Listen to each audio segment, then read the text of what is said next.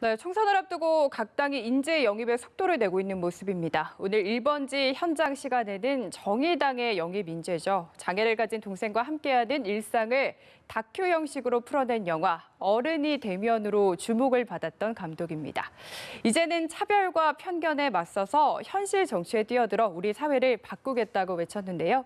미래 정치에 대한 당찬 포부를 가진 청년 정치인 장혜영 정의당 미래정치특별위원장과 이야기 나눠보도록 하겠습니다. 안녕하십니까? 안녕하세요. 네, 모시게 돼서 정말 반갑습니다. 제가 정의당 미래정치특별위원장이라고 소개를 했지만 누구지 하는 분들도 아마 계실 겁니다. 네. 좀 잘 와닿게 소개를 부탁드려도 될까요? 네, 저는 삶을 바꾸려고 하다 보니까 정치를 바꿔야겠다는 생각을 하게 돼서 이제 막 정치에 뛰어든 신인 정치인이고요. 네. 정의당에 입당한 지 약 4개월 된, 근데 4개월 전에 이제 입당을 했으니까 벌써 사실은 그냥 정의당원이죠. 정의당에서 활동을 하고 있는 청년 정치인 장혜영입니다. 네, 저희 1번지 팀이 장 위원장 참 모시고 싶었고 감사합니다. 질문이 많아서 네. 이제 차근차근 시작해 보도록 하겠습니다. 우선 장혜영 위원장 정의당의 청년 영입 인재시죠. 그런가요? 네, 그런 것 같아요. 그렇습니다. 네. 네, 비슷하게 영입됐던 민주당의 새내기 정치인이 거의 한 달여 만에 네. 정치인의 이름을 내려놓게 됐습니다. 네. 당은 다르지만 같은 청년 정치인이라는 이름을 갖고 있었다 보니까 좀 여러 가지 생각이 드셨을 것 같아요. 네, 질문을 사실 드리고 싶거든요. 그 원종건 씨에 대한 이제 미투를 보면서 사실 굉장히 충격을 많이 받았는데 그런 이제 청년 정치인으로서의 뭔가 이기 이전에 일단은 정말로 이제 여성에 대한 우리 사회에 존재하는 어떤 폭력이라고 하는 게 정말로 촘촘하게 곳곳에 있구나라고 하는 걸 다시 한번 좀 느끼게 되는, 그리고 그런 거를 이제 걸러낼 수 있는 어떤 장치가 지금의 정치에 없다는 생각이 들어서 굉장히 국민의 한 사람으로서 일단은 실망감을 다시 한번 느끼게 됐고요. 사실 원종건 씨하고 저하고는 별로 공통점이 이제 막 정치를 시작했었다라고 하는 거 이외에는 없을 텐데, 이제 그분께서는 저는 정치를 잘 모르는데요라고 시작을 하셨지만 저는 계속 살면서 정치를 해왔다고 시민이었을 때도 느끼면서 살았던 사람이기 때문에 사실 저희 사이에 별로 그렇게 큰 공통점을 느끼지는 않았던 것 같아요. 그러면 이렇게 질문을 드려볼게요. 이번 사건을 보면서 네. 청년 정치인들이 기성 정치인과 다른 게 뭐냐, 결국 똑같은 거 아니냐라는 생각을 하는 분들이 분명히 계실 거고, 이렇게 되면은 청년 정치인들의 뭔가 진입 장벽이 높아지는 건 아닌가 하는 걱정을 하셨을 것 같거든요. 여기에 대한 질문에는 어떤 답변을 주실 건가요? 사실 이런 질문을 벌써 받고 있다는 것 자체가 이미 그런 청년 정치가 이번에 굉장히 이제 국민들의 관심사 중에 하나일 텐데 영향을 받게 되었다고 생각하는데요. 저는 이제 이것을 청년에다가 포커스를 맞추기보다는 이 지금 기득권 정치, 기존의 정치가 인재를 영입하는 방식의 문제라고 바라보는 것이 이제 이런 일들이 일어나지 않게 만드는데 기여하는 방법이라고 저는 생각하고 있어요. 그러니까 뭐랄까, 사실은 이제 지금 새로 들어오는 사람들에게 스포트라이트가 이제 비춰져서 그렇지, 기존에 지금 정치를 하고 있는 사람들에게 그 같은 잣대를 갖다 댔을 때 과연 그들은 투명하고 깨끗한가? 네, 이거는 참 퀘스천 마크이죠. 네, 그리고 이건 조금은 결이 다른 이야기인데요. 사실 21대 총선이 뭐 청년이 키워드다라고 이야기를 하지만 사실 생각을 해보면 그동안도 청년들이 많이 정치권에 진입을 했거든요. 그렇습니까? 그런 것 같습니다.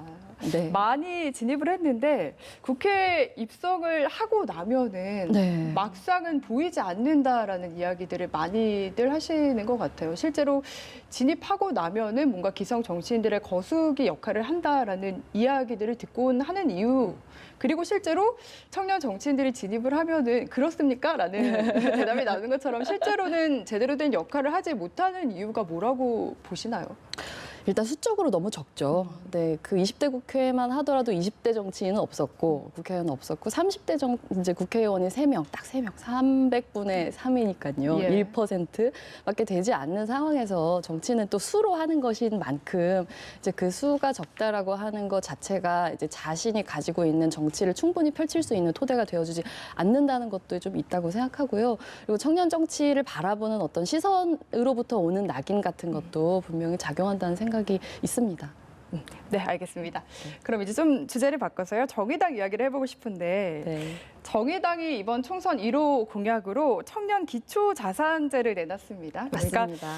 만 20세 청년 전원에게 3천만 원을 주고 부모가 없는 청년에게는 5천만 원까지 조건 없이 지원을 하겠다는 건데 이 내용에 대해서 심상정 대표가 불평등을 완화할 수 있다면 좋은 포퓰리즘이다라고 설명을 했거든요. 네. 여기에 동의를 하십니까? 네, 저는 매우 격하게 공감을 하고 있고요. 예. 저는 예를 들면 이제 지금 청년이 겪고 있는 경제적인 불평등이라고 하는 거는 거의 그냥 집이 불타고 있는 것 같은 상황이라고 생각해요. 그래서 이 상황에서는 어떤 종류의 탁상공론, 아름다운 논의, 모든 절차를 거친 이거는 더 이상은 중요하지 않고 불을 끄는 게 일단은 불을 끄고 사람을 살리고 봐야 되는 수준에 이르렀다고 생각하기 때문에 예. 사실 3천만 원이라고 하는 게 어떻게 보면 굉장히 큰 돈이지만 사실 또 어떻게 보면 아주 그런 지금의 금수저, 흑수저를 모두 똑같은 수저로 만들어 줄 정도의 대단한 돈은 또 아니거든요. 근데 이제 저의 20대 저의 20살을 생각했을 때 만약 그때 저에게 3천만 원이 주어졌다면 저는 굉장히 다른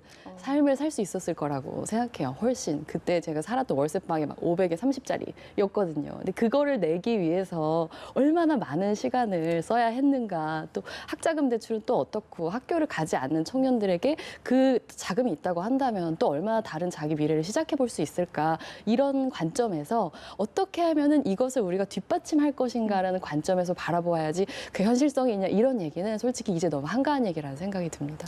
저는 사실 이 질문 드릴 때 장 위원장이 처음에 입당하셨을 때 심 대표께 싸워도 되냐라는 질문을 했기 때문에 네, 네. 조금 쓴소리를 해주시지 않을까 해서 질문을 드렸는데 생각을 네. 같이 하시는군요. 그러면 실제로 입당 후에 4개월 동안 뭔가 비판적인 목소리를 낸 적도 있으신가요? 네, 그럼요. 제가 이제 말 실수를 하는 부분들이 있으신데 저는 특히 기존의 정치인들 같은 경우에는 말 실수는 그냥 말 실수지라고 생각하는 경향이 있지만 저는 절대 그게 어떤 정신의 반영이고 그 사람의 신념의 반영이라고 생각하기 때문에 그런 것들을 더 이제 꼬집어서 정확하게 그러시면 안 된다라고 이제 비판을 하는 경우가 있고 그런 방식으로 심 대표님께 늘 제가 잔소리를 비판의 그런 회초리를 늘 들곤 합니다. 네. 그렇게 말씀하시면 안 된다.